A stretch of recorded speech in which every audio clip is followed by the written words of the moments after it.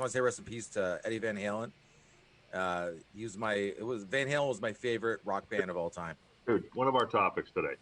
One of our topics today. All Eddie right. Van Halen. I knew you'd have to have something to say.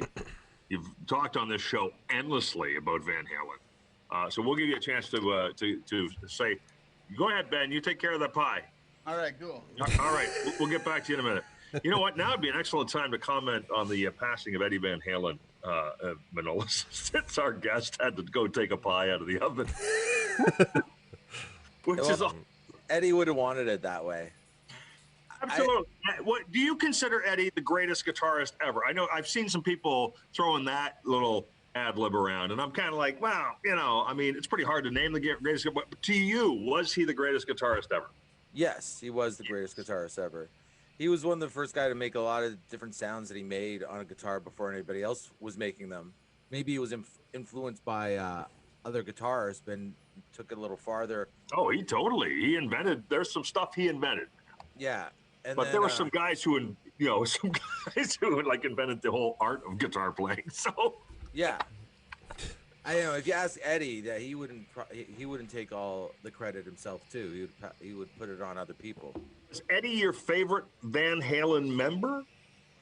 Well, I mean, it was always Eddie and Dave, obviously, but I loved Van Halen as a group, it felt like it was a gang of of hooligans, or what it was for me. It was like I was 13 years old. I was turning 13. My neighbor Nick Total, a good friend of mine, knew that I liked Van Halen. I knew about Jump, and he bought me the 1984 album for my birthday. And it was the first, and I didn't realize there was all these other songs. And then I listened to this album to death, and it was the first time that I felt like something could be.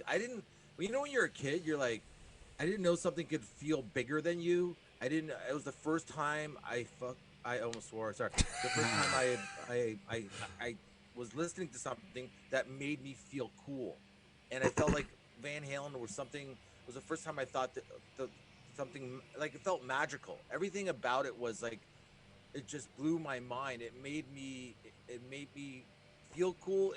Made me want to be cool. It made me felt like that I was more important in a weird way. The fact that I liked this band and knew who they were, and then Go ahead.